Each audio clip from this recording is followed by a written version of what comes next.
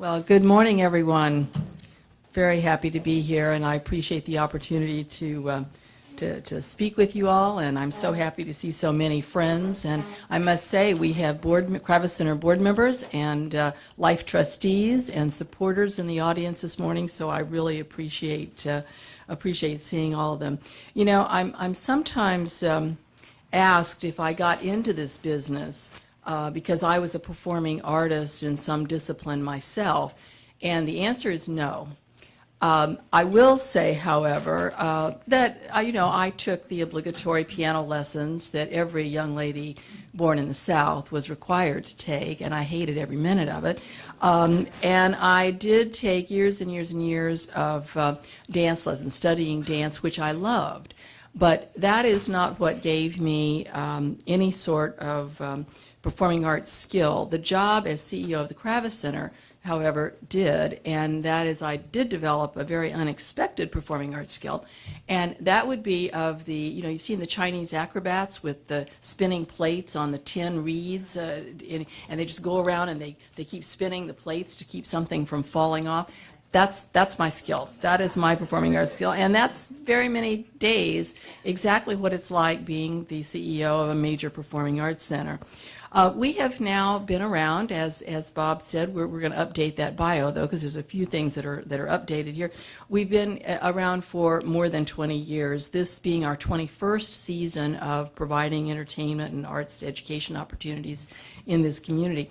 Many of you will remember that the center was a very long time in the making. So a lot of work went on in this community to bring that about, and many of the people who are here this morning were extremely instrumental in making sure that this dream was brought to reality with a major grand opening in November of 1992. They were there by being board members, and many of those folks are now life trustees. We see them in the audience this morning. Both Alan Miller and Judy Goodman are here. Major donors, Mike Stein. Actually, so many of you, there's too many to name, that have been supporters of the center to bring it to a reality. But that support in this community has continued, not only with the major original building campaign, but with our second capital campaign, the Encore campaign to expand the facilities of the center, and consistently supporting our annual operating campaign. And I want to take this time to thank each one of you personally for that very generous support. We appreciate it, and it's very sincerely appreciated. Now, with even 20 plus years of being in the community, sometimes people are very surprised at some of the facts surrounding the Kravis Center, and so I thought this morning I would share some of those with you. I'm going to speak for just a few minutes and then open this up for questions and answers, because sometimes I find what is most interesting to you is not anything I have on the outline. So we're gonna say a few words and then ask you to submit your questions. Frequently, people are quite surprised that the Kravis Center is, in fact, a 24/7 building with staff there around the clock, 365 days of the year. It's a very, very busy place with activity that is sort of beyond reason sometimes. There are over 1,400 different events that take place there every year, and I would only remind you that the 1,400 events are taking place not necessarily evenly spread over 365 days, but rather in a very compressed, what we all call, season. So it sometimes means 4 and 5 performances or activities in a single day, and that's a lot of logistics to juggle, and it is the reason that our staff they're incredible. They are incredible. And any of you that have worked with our staff, I think you can vouch for the fact that they are highly organized and just incredible folks. Last year there were 885 performances or performance-related events at the Kravis Center. The balance of that 1,400, 500 or so events were community or educational activities, meetings, social events, or frankly fundraisers for other nonprofit organizations. At this point in our development, we now have 4 different performance venues. Many of you are familiar with our largest venue, the Dreyfus Hall Concert Hall, at 2,195 seats, and that opened, as I mentioned, in November of 1992. But we also have a 300-seat Marshall E. Rinker Senior Playhouse that opened in October of 1994. A 1,400 capacity outdoor Gossman Amphitheater that opened in March of 1995, and now a 300-seat Helen K. Person hall that is housed within the Cohen Pavilion, and that opened in September of 2003. We obviously have other facilities. We have a large banquet facility. The Cohen Pavilion itself is housing a banquet facility, a pre-function hall. It houses a Picower Arts Education Center. The entire second floor is devoted to arts education, a huge program and a huge part of the Kravis Center mission. And the Elmore Family Business Center for the Arts, where all of our administration and programming and operations happen. You might be aware that in addition to the Kravis Center being a major presenter of national and international artists and attractions, we also, as part of our mission, are to make the Kravis Center available to other local and regional arts organizations, and we're very proud that organizations that you all know and support, Miami City Ballet, Palm Beach Opera, and Palm Beach Pops, are among the organizations that do utilize the Kravis Center to showcase their work every year.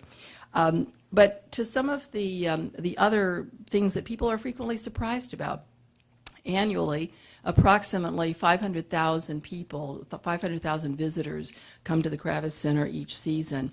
Our complex and our grounds actually take up 10.6 acres of land, and the facility's square footage, I know we kept growing every year, we kept adding new venues, but our facilities square footage now total 583,500 square feet. So it's a lot of facility activity to take care of as well. Something that distinguishes us from some of the other major performing arts centers throughout the country, and frankly even here in Florida, the Kravis Center is not city, county, or state owned. It is a private, not-for-profit organization, not-for-profit corporation, the Raymond F. Kravis Center for the Performing Arts, Inc., that is managed by a professional paid staff and overseen and directed and governed by a volunteer board of directors. So where some of our other counterparts are receiving operational support from their county or their city, and I will only mention Broward and Arsht because we frequently have similar operating budgets, but when my counterpart at Arsht tells me that, you know, they received one year $7 million for operations and one year $12 million for operations, you know, there are moments I get a little jealous about that. But on the other hand, we do find that we think that our approach is a good one, and it causes us to use very good business acumen and direction from our board of directors, and we're grateful for that. The annual operating budget for the Kravis Center is approximately $25 million at this point, with our funding coming from a mix of both earned income and contributions income. We're very proud of the fact that our earned income ratio is about 80% of that, so we can actually transactionally and with business fund our operations out of our earned income. Our contributions, however, are extremely important, but they represent 20% of our annual operating budget. This year, that means we need to raise approximately $4.5 million. And while some of my counterparts around the country say, oh, it's easy in Palm Beach, I've got to tell you, $4.5 million, that's a lot of money, and it is hard to raise. We are challenged, I think, from the standpoint that here, philanthropy is such a big part of our community, and we compete along with everyone else, and it does mean that 4.5, while it's a lot of money, and we do it, I must say that we do work very hard at it, both our staff and our board of directors, to achieve that goal each year. We've mentioned our education program. It's extremely important as part of our mission. It was mentioned in the introduction, and I appreciate that because our board of directors commits every year over $1 million just in the annual operating budget to make sure that we continue to have a very active and thriving education program. 1.7 million students, Palm Beach County students, have been able to attend performances through our education programs, and these are primarily the programs where we're busing the children in during the day.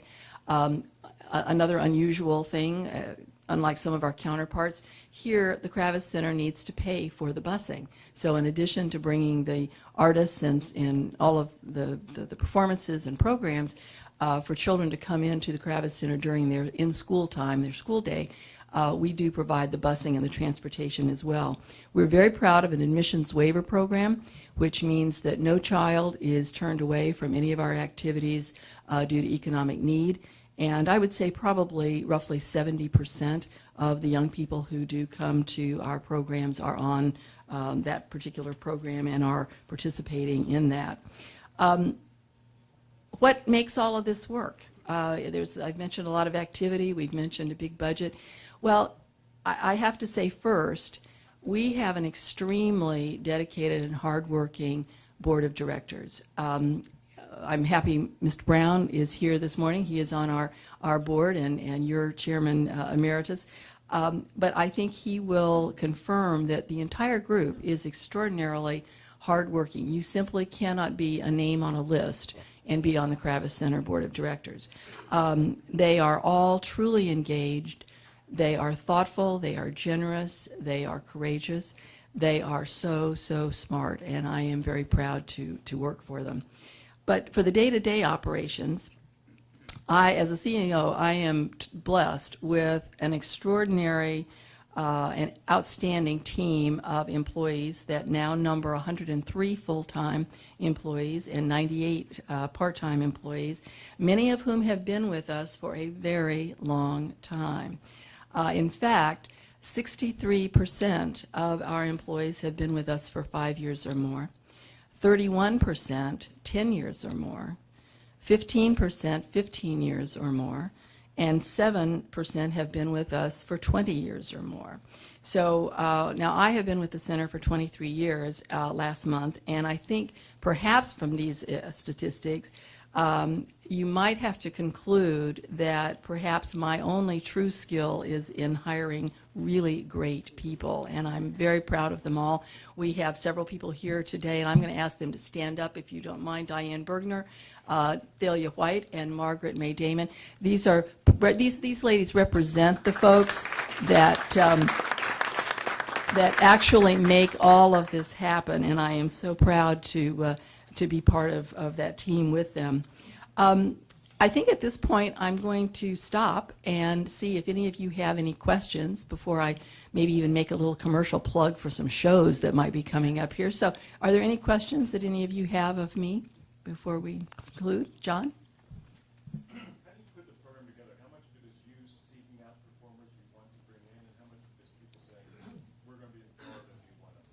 Well, it's really a combination, and we have a wonderful Senior Director of Programming, Lee Bell, who many of you I know have met. I consider Lee a true artist because what Lee does is he sculpts a season. We're part of our artistic profile is to have something for everyone, so he is seeking out the best of every different category of artistic discipline. So that's running the range, as you all know, from the high classics and great symphony orchestras, some of which we still have coming up this season, Philadelphia, Pittsburgh, the Russian National, to dance companies, but great jazz and great country western and great ethnic attractions. So he really sculpts the season. At this point, because we are a preferred venue, we have an excellent reputation among artists. It's really a combination. Lee does go to booking conferences and sees certain showcases and things, but we're also now approached by all the major booking agents and artist management companies, William Morris, Columbia Artist Management, ICM, all of the major ones approach us, and it is a combination. The artists do like to try, if they're going to do a tour, they like to route a tour.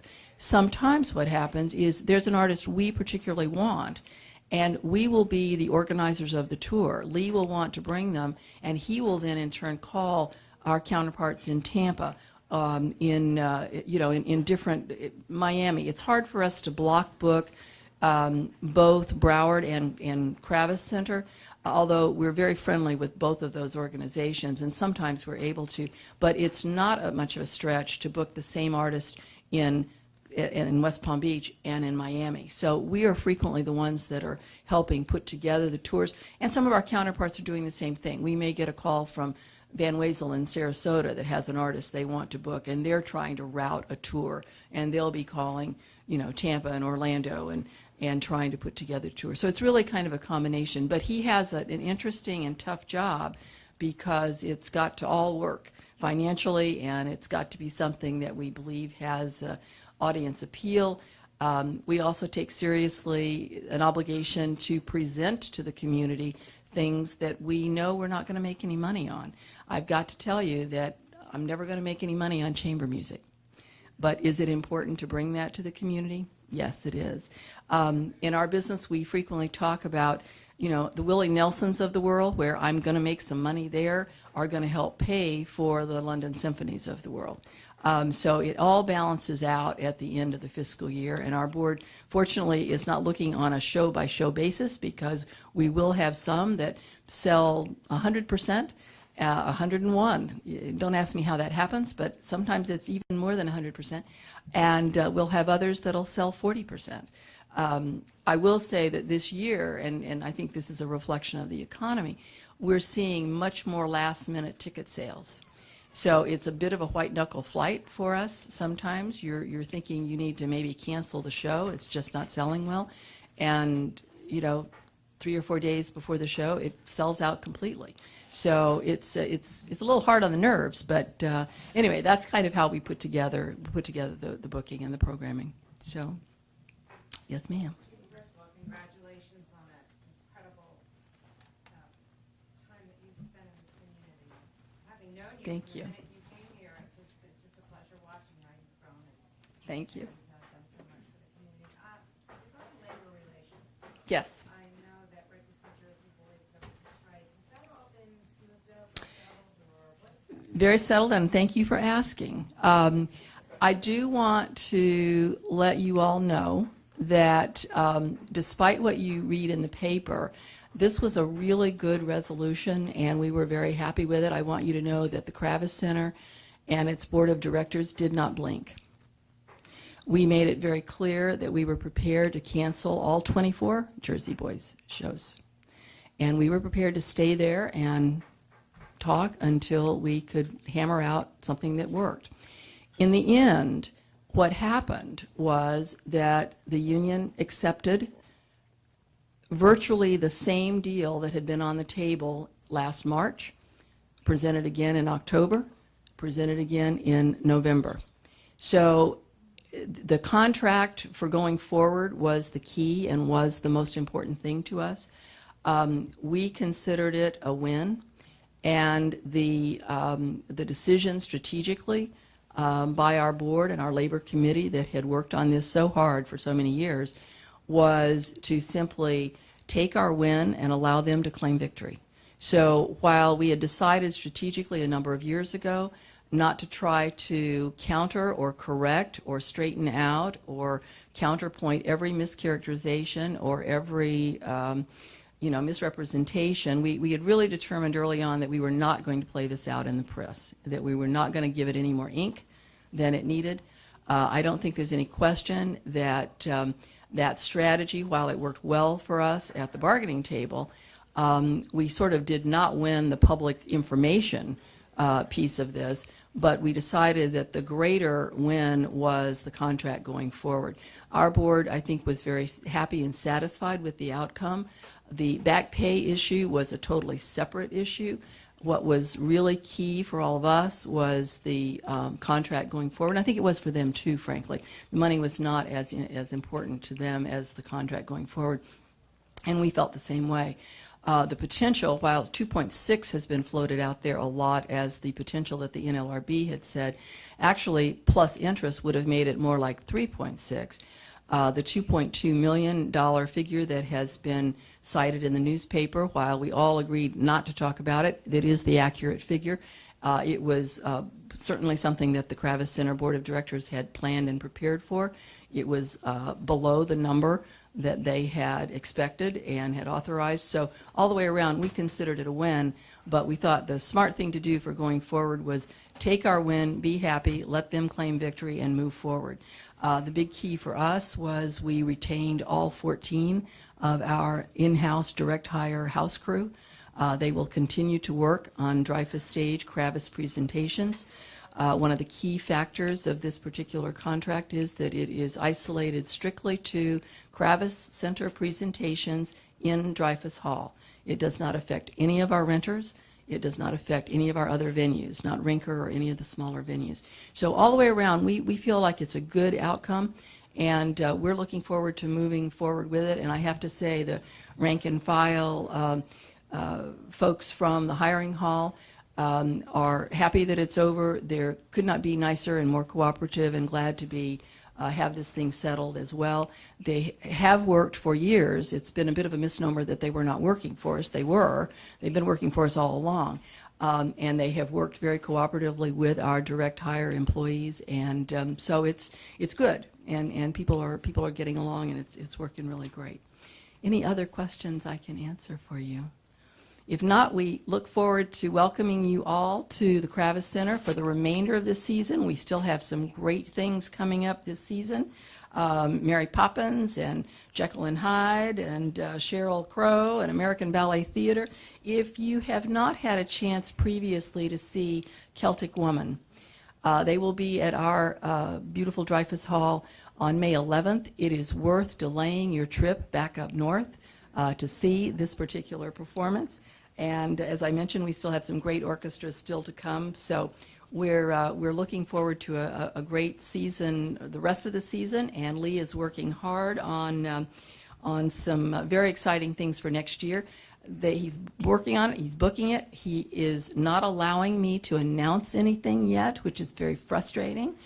If I were to tell you, however, if I gave you a hint that something very special was coming that involved a lot of very long, gorgeous, high-kicking legs around Christmas time, you might, in fact, know that there was going to be something really special coming, and you'll enjoy it. So thank you very much for having me this morning.